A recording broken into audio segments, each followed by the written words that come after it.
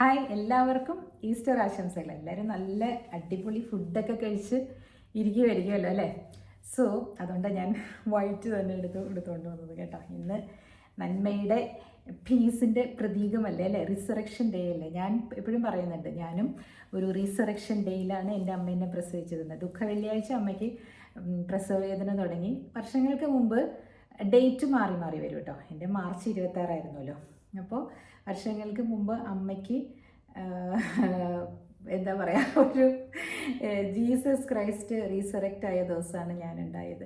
അതൊരു പുണ്യദിനമായിട്ട് ഞാൻ ജനിച്ചതിൽ എനിക്ക് വളരെ സന്തോഷമുണ്ട്. കാരണം ഞാനൊരു ജീസസ് ക്രൈസ്റ്റിനെ ഇഷ്ടപ്പെടുന്ന ഒരു ആളാണ്. കാരണം എൻ്റെ ഒരു വിദ്യാഭ്യാസ കാലഘട്ടമൊക്കെ നൺസിൻ്റെ കൂടെയായിരുന്നില്ല. അപ്പോൾ അവർ പറഞ്ഞു തന്ന ആ വഴികളിലൂടെയും പിന്നെ എൻ്റെ ഫ്രണ്ട്സൊക്കെ പറയുമ്പോഴും ഐ ഫോളോ ജീസസ് ക്രൈസ്റ്റ്. അപ്പോൾ അത് ഒന്ന് പറഞ്ഞു. ഇനി ഇന്നലെ ഞാൻ പറഞ്ഞ ഒരു ടോപ്പിക്കില്ലേ, ആ ടോപ്പിക്കിൻ്റെ ഒരു എക്സ്റ്റൻഷൻ ആയിട്ടാട്ടോ ഞാൻ ഇന്ന് പറയുന്നത്. അതിഥി ദേവോ ഭവ എന്ന് പറഞ്ഞു. കുറേ പേര് കണ്ടു, കമൻ്റൊക്കെ അടിച്ചു. എല്ലാവരും കമൻ്റ് അടിച്ചതിൽ അവർക്ക് എല്ലാവർക്കും നന്ദി. അതിൽ 1-2 പേര് ഇങ്ങനെ പറയുന്നുണ്ടായിരുന്നു, നിങ്ങൾക്ക് ഇച്ചിരി അഹങ്കാരം കൂടുതലാണെന്ന്. ഇതേ അഹങ്കാരം എന്ന് പറഞ്ഞോ, കുഴപ്പമൊന്നുമില്ല. അഹങ്കാരം എന്ന് പറയുന്നതും പിന്നെ സെൽഫ് റെസ്പെക്റ്റ് എന്ന് പറയുന്നതിനും ഒരു നേരിയ വരമ്പേ ഉള്ളൂ. നമ്മൾ സെൽഫ് റെസ്പെക്റ്റ് ഉള്ളവർ നമ്മൾ ചില ബൗണ്ടറീസ് ഇടുമ്പോൾ അതിനെ അഹങ്കാരമായിട്ട് കാണും ആളുകൾ. ഞാൻ എക്സാമ്പിൾ ഞാൻ പറയുകയാണെങ്കിൽ, അഹങ്കാരം എന്ന് പറയുന്നത് ഇപ്പോൾ എന്നേക്കാൾ ചെറിയവരെ അല്ലെങ്കിൽ എന്നെ കുറച്ച് ഉയർന്ന തലത്തിൽ കാണുന്നവരെ ഇൽട്രീറ്റ് ചെയ്യുന്നതാണ് അഹങ്കാരം കേട്ടോ. അപ്പോൾ ആ അഹങ്കാരം എനിക്കുണ്ടോ എന്ന് ചോദിച്ചാൽ എന്നോട് കൂടെ നിൽക്കുന്ന ആളുകളെല്ലാം ഇല്ലെന്നേ പറയുള്ളൂ. കാരണം എനിക്ക് അതില്ല. അഹംഭാവമുണ്ടായിരുന്നു. അതായത് കുറച്ച് ഞാനിപ്പോഴും സമ്മതിക്കുന്ന കാര്യമാണത്. അത് പാടില്ല എന്ന് എൻ്റെ അമ്മ എപ്പോഴും പറയും കേട്ടോ.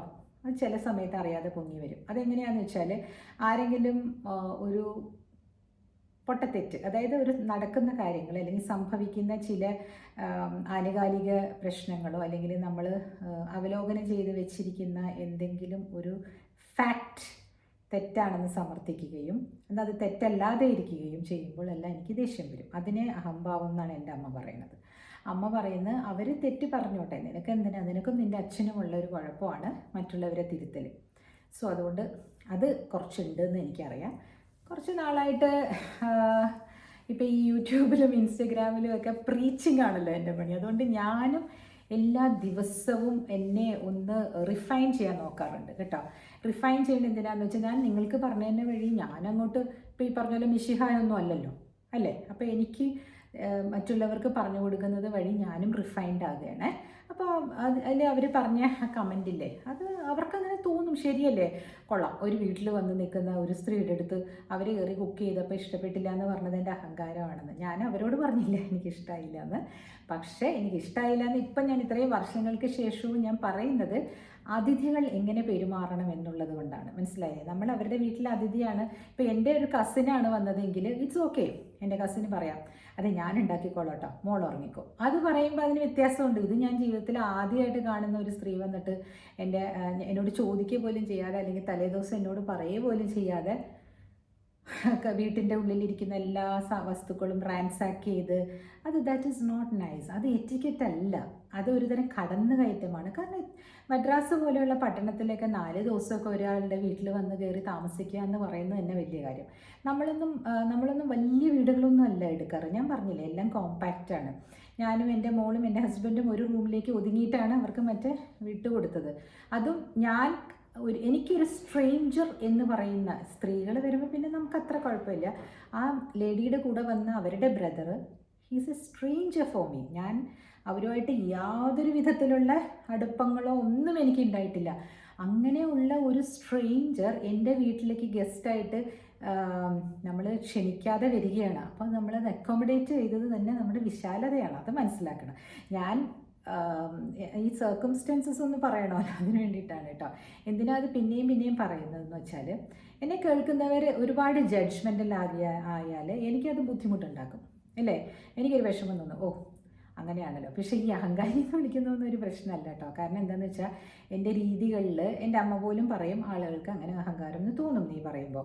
അപ്പോൾ ഞാൻ പറയുന്നത് അതെങ്ങനെയാണ് അഹങ്കാരമാകുന്നത്? എൻ്റെ വീട്ടിലേക്ക് ഞാൻ ക്ഷണിക്കാതെ എൻ്റെ ഔദാര്യത്തിന് വേണ്ടി വന്നത് തന്നെയല്ലേ അവർ.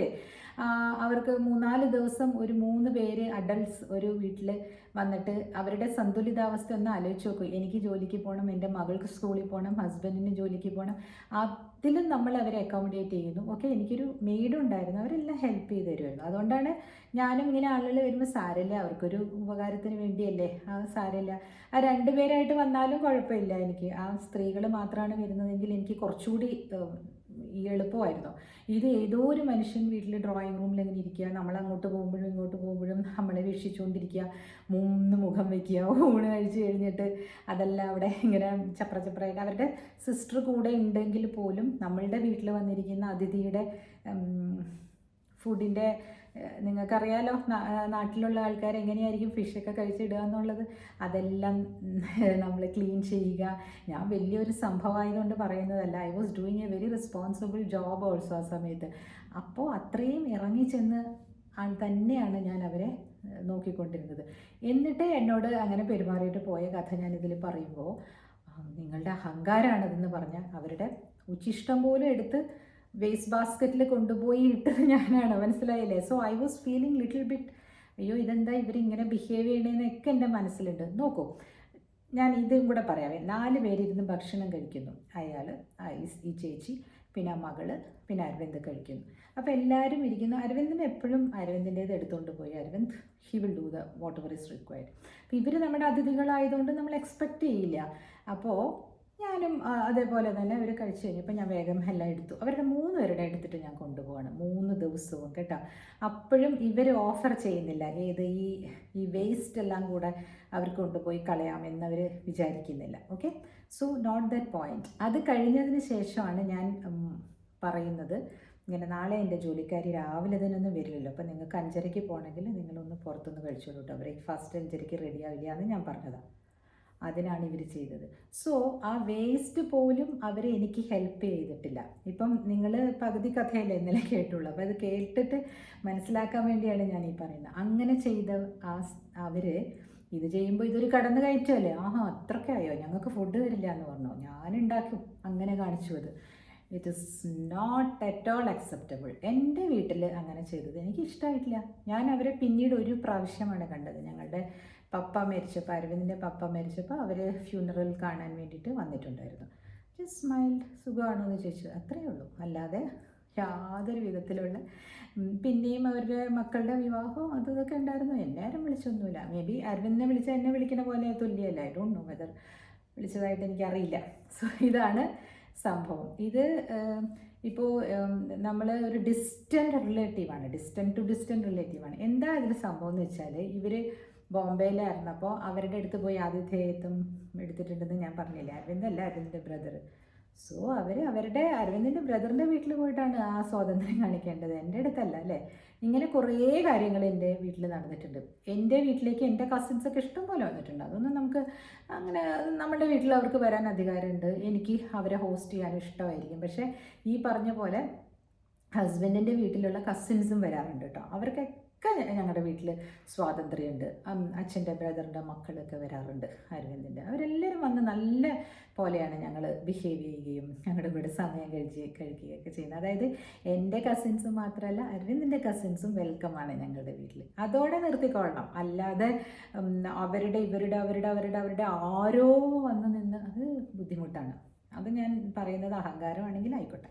എൻ്റെ അമ്മ അച്ഛനും ഇതേപോലെ തന്നെ ഇടുക്കിയിൽ അച്ഛന് ജോലിയുള്ളപ്പോൾ ഈ പോട്ട എന്ന് പറഞ്ഞിട്ടൊരു ധ്യാന കേന്ദ്രമുണ്ട് നമ്മുടെ ചാലക്കുടി അടുത്ത്, എല്ലാവർക്കും അറിയായിരിക്കും.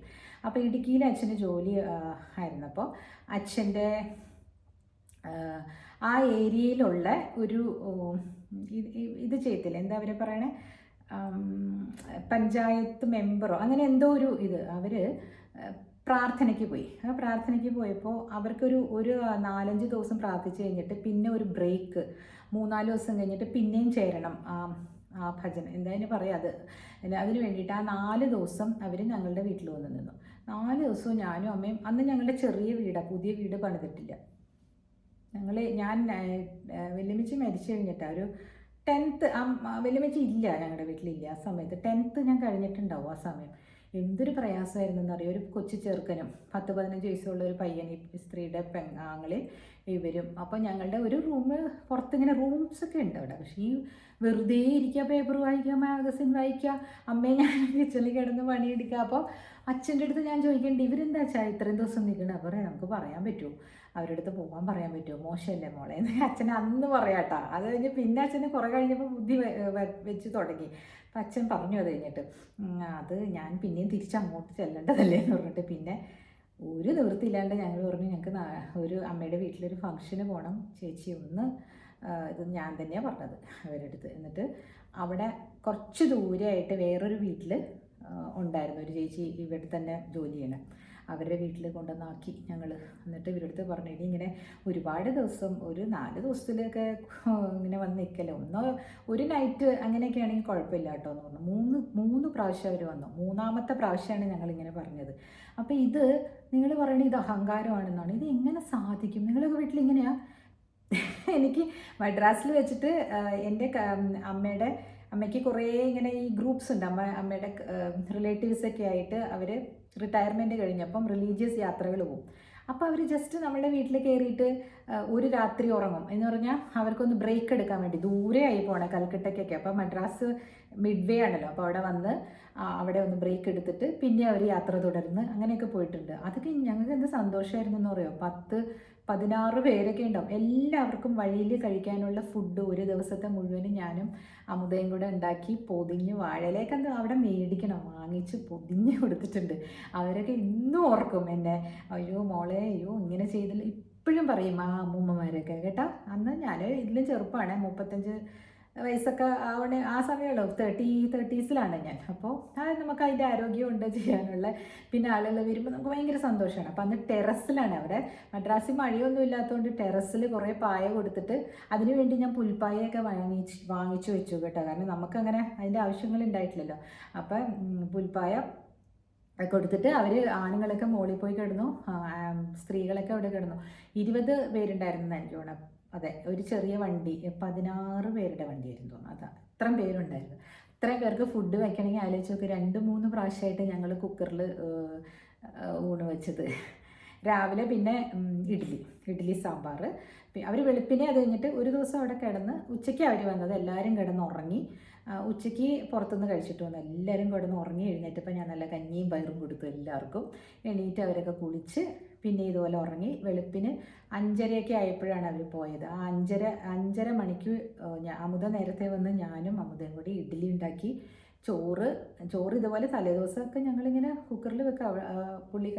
ഞാനാണ് അത് വെച്ചുകൊണ്ടിരുന്നത്. 3 കുക്കറിൽ പ്രാവശ്യമായിട്ട് വെച്ച് അമുദ വന്നപ്പോഴേക്കും ഞങ്ങളിരുന്ന് വേഗം അത് പൊതിയാൻ വേണ്ടിയിട്ട് ഒരു ഒലത്ത് കേട്ടോ.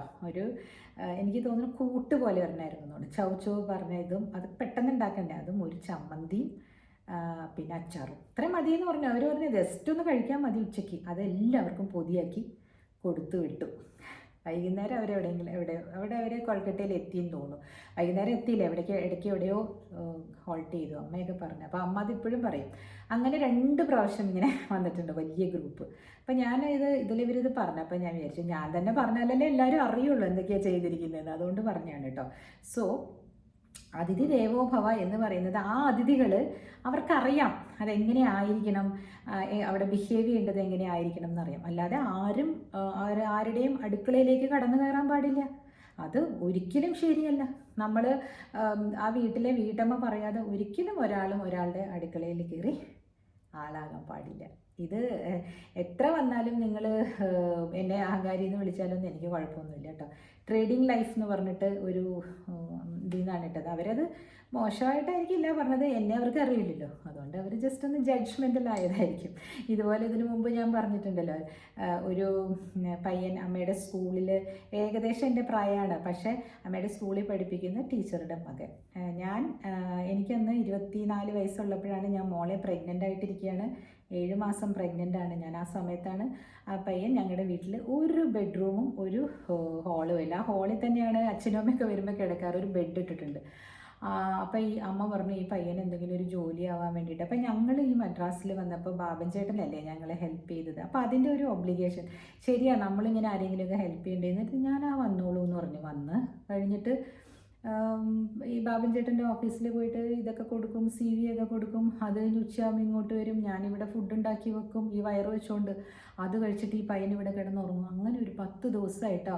അപ്പം ഞാൻ പറഞ്ഞു ഇനി രാജേശ്വരി കാര്യം ചെയ്യും, ബാബൻ ചേട്ടൻ കുറേ പിള്ളേരെ ബാച്ചിലർ അക്കോമഡേഷൻ ഉണ്ട്, അങ്ങോട്ട് പോകൂ എന്ന് പറഞ്ഞു. അതവർക്ക് ഇഷ്ടമായില്ല. അപ്പം തന്നെ എല്ലാം പാക്ക് ചെയ്തിട്ട് മുഖം വീർപ്പിച്ച് അരവിന്ദ് ഓഫീസിൽ പോകും. ഞാൻ ഇയാളെ ആദ്യമായിട്ട് കാണുന്നതാണ്. ഒന്ന് ആലോചിച്ച് നോക്കി, എൻ്റെ അമ്മയുടെ ഒരു ബുദ്ധി ഒന്ന് ആലോചിച്ച് നോക്കി. ഇങ്ങോട്ട് പറഞ്ഞു വിട്ട് ഞാനും വേണ്ടാന്ന് പറയാനുള്ള, നോ പറയാനുള്ള കരുത്തൊന്നും ഇല്ല എന്ന്. നേരത്തെ പറഞ്ഞ ഈ അഹങ്കാരം എനിക്ക് അറിയില്ല എന്ന്. അല്ലെങ്കിൽ ഞാൻ പറഞ്ഞേനെ ഞാൻ എങ്ങനെ ഇത് ചെയ്യുമെന്ന്. എന്നിട്ട് അത്രയും ആ 10 ദിവസം ഞാൻ ചെയ്ത് കൊടുത്തത് കുടത്തിന് പുറത്ത് വെള്ളം ഒഴിച്ച പോലെയായി. ബാഗൊക്കെ പാക്ക് ചെയ്ത് മുഖം വീർപ്പിച്ചങ്ങ് പോയി. അവിടെ പോയി എന്താ പറഞ്ഞു കൊടുത്തേക്കണമെന്ന് അറിയില്ല. അത് കഴിഞ്ഞ് അയാൾക്ക് അവിടെ തന്നെയുള്ള സ്കൂളിൽ എന്തോ ഒരു മാനേജ്മെൻറ്റ് കോട്ടയിലൊക്കെ എങ്ങനെയോ കയറ്റി. അയാൾ അവിടെയാണ് ജോലി. ഇപ്പം റിട്ടയർ ആയെന്ന് എനിക്കറിയില്ല. ആകാനുള്ള വയസ്സൊക്കെ ആയിട്ടുണ്ട്. കേട്ടാലും പ്രശ്നമില്ല. ഇതൊരിക്കലും ചെയ്യാൻ പാടില്ലാത്ത കാര്യമായിരുന്നു. അയാളുടെ കല്യാണത്തിന് പോലും എന്നെ വിളിച്ചില്ല. ആ ടീച്ചർ പിന്നെ വിടത്ത് പോലുമില്ല. അമ്മയുടെ അല്ല, എന്നോട്. അപ്പം ഞാൻ ആ ചെയ്തു കൊടുത്തത് പോലും വെള്ളത്തിൽ വരച്ച വര പോലെ ആയില്ലേ, അല്ലെങ്കിൽ കുടത്തിന് പുറത്ത് വെള്ളമൊഴിച്ച പോലെ ആയില്ലേ. ഞാൻ ആ ഒരു വാക്ക് പറഞ്ഞതിന് നിങ്ങളൊന്ന് അങ്ങോട്ട് പോകുന്നത് എനിക്ക് അത്ര ബുദ്ധിമുട്ടായിരുന്നു. ഒരു ബാത്റൂമേ ഉള്ളൂ. പ്രഗ്നൻ്റ്. ഇയാൾ ഉച്ചയ്ക്ക് അവിടെ വന്ന് കിടന്നുറങ്ങുകയും ചെയ്യും. ഞാൻ ഉച്ചയ്ക്കൊക്കെ അവിടെ റിലാക്സ് ചെയ്ത് ആ കട്ടിലിരുന്ന് ഞാൻ TV കണ്ടുകൊണ്ടിരിക്കുന്ന സമയം ഞാൻ എൻ്റെ ബെഡ്റൂമിൽ തന്നെ കൺഫൈൻഡായി വയറ് വെച്ചിട്ട്. അതൊക്കെ ഒന്ന് ആലോചിക്കണ്ടേ? ഇതൊന്നും ആലോചിക്കാതെ ഇത്രയും അക്കോമഡേറ്റ് ചെയ്യുന്ന ആൾക്കാരെയൊക്കെ അഹങ്കാരി എന്ന് ലേബൽ ഊത്തിയിട്ട് പോയാൽ മതിയോ? എന്നെ അഹങ്കാരി എന്നായിരിക്കും പറഞ്ഞത്, അല്ലെങ്കിൽ ഞാൻ ഭയങ്കര സാധനമാണെന്നൊക്കെ ആയിരിക്കും പറഞ്ഞ് വരുത്തിയിട്ടുണ്ടാവുക. That's okay. എനിക്കറിയാലോ ഞാൻ എന്തൊക്കെയാണ് ചെയ്തത്. ഇതും കൂടാതെ ഞാൻ പറഞ്ഞിട്ടുണ്ട് അതിന് മുമ്പ് വേറൊരു കഥയിൽ. എല്ലാവരും കേൾക്കുന്നവരൊക്കെ അവർക്കൊക്കെ അറിയാം കഥ. ഈ പ്രഗ്നൻസി ടൈമിൽ തന്നെ 3 മാസം പ്രഗ്നൻ്റ് ആയിട്ടുള്ളൂ. ആ സമയത്ത് കുറച്ച് ആളുകൾ വന്നിട്ട് ഇതുപോലെ തന്നെ കണ്ടിട്ടേ ഇല്ലാത്ത ആൾക്കാർ, ബ്രദർ ഇൻ ലോയുടെ ഫ്രണ്ടിൻ്റെ അമ്മയൊക്കെ ചട്ടയും മുണ്ടൊക്കെ എടുത്ത അമ്മമ്മയായിരുന്നു കേട്ടോ. അവർക്കപ്പോൾ അത്രയും അറിയില്ലല്ലോ അവർക്ക് എന്താ പറയുക, അവർക്ക് പച്ചരി ചോറൊന്നും കഴിക്കാൻ പറ്റില്ലായിരുന്നു. കാരണം ഞാൻ എല്ലാ ദിവസവും അവർ താമസിക്കുന്ന ലോഡ്ജിൽ കൊണ്ടുപോയി കൊടുക്കുമായിരുന്നു. അവർ പിന്നെ നമ്മുടെ വീട്ടിലൊന്നും താമസിക്കാൻ വന്നില്ല കേട്ടോ. നമ്മുടെ കുഞ്ഞു വീടുവാണെന്ന് പറയും. അവർക്ക് ഫുഡായിരുന്നു അവരുടെ പ്രശ്നം. അത് എനിക്ക് അത്രയും പ്രശ്നം തോന്നിയില്ല. എല്ലാ ദിവസവും അവരുടെ ഹാർട്ട് ഓപ്പറേഷന് വേണ്ടി വന്ന അബാഷി ഡോക്ടറിൻ്റെ അടുത്ത്, അന്നത്തെ ഒരു ഫേമസ് ഹാർട്ട് സർജനാണ്. കാലടിയിൽ നിന്നൊക്കെ എല്ലാവരും അവിടെ വരിക, മദ്രാസിൽ മലർ ഹോസ്പിറ്റലിൽ. അപ്പോൾ അങ്ങനെ വന്ന് അവർ താമസിച്ചപ്പോൾ ഞാൻ ചെയ്തിട്ടുണ്ട്. പക്ഷേ അവർക്ക് ഔചിത്യമില്ല, അവർക്ക് അറിയില്ല. നാട്ടിൻപുറത്തെ ആൾക്കാരല്ലേ, ഒന്ന് കൊണ്ടുപോയി വിടുമോ, ഞങ്ങൾക്ക് പോകാൻ അറിയില്ല. പിന്നെ ഞാൻ പറഞ്ഞു ഞാൻ ടാക്സി വിളിച്ചു തരാം. അയ്യോ തമിഴ് പറയാൻ അറിയില്ലല്ലോ എന്നൊക്കെ പറഞ്ഞ് ഈ ഓപ്പറേഷൻ കഴിഞ്ഞ അമ്മേനെയും ഈ 2 മക്കളെയും അവരുടെ ആ ഓപ്പറേഷൻ കാലം കഴിഞ്ഞിട്ട് ഞാൻ കൊണ്ടുപോയി റെയിൽവേ സ്റ്റേഷനിൽ വിടാൻ പോയി. അപ്പം ഞാൻ 3 മാസം പ്രഗ്നൻ്റ് ആയതുകൊണ്ട് ഇത്രയും ദൂരം, നല്ല ദൂരമുണ്ട് ഞങ്ങളുടെ അവിടെ നിന്ന്, ഒരു 20 കിലോമീറ്ററോളം ഉണ്ട്. അതും നല്ല ട്രാഫിക്കല്ലേ. ചവിട്ടി വന്നു കഴിഞ്ഞ് തിരിച്ച് വന്നപ്പോഴേക്കും എനിക്ക് ആ വയറെല്ലാം വേദന എടുത്ത് നടുവേദന എടുക്കാൻ തുടങ്ങി, ബ്ലീഡിങ് തുടങ്ങി. ഹോസ്പിറ്റലിൽ പോയി ഇഞ്ചക്ഷൻ എടുക്കേണ്ടി വന്നു. അപ്പോൾ ഡോക്ടർ ചോദിച്ചു എന്ത് പറ്റി, പെട്ടെന്ന് എന്തോ ഒരു സ്ട്രെയിൻ.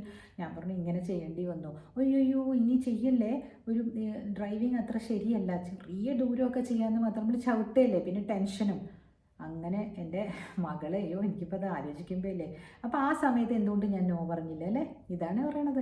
അപ്പോൾ ഗുഡ് ഗേൾ സിൻഡ്രോമാണ്. ഇപ്പോൾ നോ പറയുമ്പോൾ അഹങ്കാരി എന്ന് പറയും, അല്ലെങ്കിൽ ഇങ്ങനെയുള്ള സംഭവങ്ങൾ വിളിച്ചു പറയുമ്പോൾ അഹങ്കാരി എന്ന് പറയും. That's okay. നമ്മുടെ അഹങ്കാരം നമ്മളുടെ ജീവിതത്തെ രക്ഷിക്കുമെങ്കിൽ കുറച്ച് അഹങ്കാരം നല്ലത് തന്നെയാണ്. ഇത്രയെങ്കിലും ഞാൻ പറയണ്ടേ. അപ്പോൾ നാളെ വേറൊരു എപ്പിസോഡുമായിട്ട് വരാം കേട്ടോ.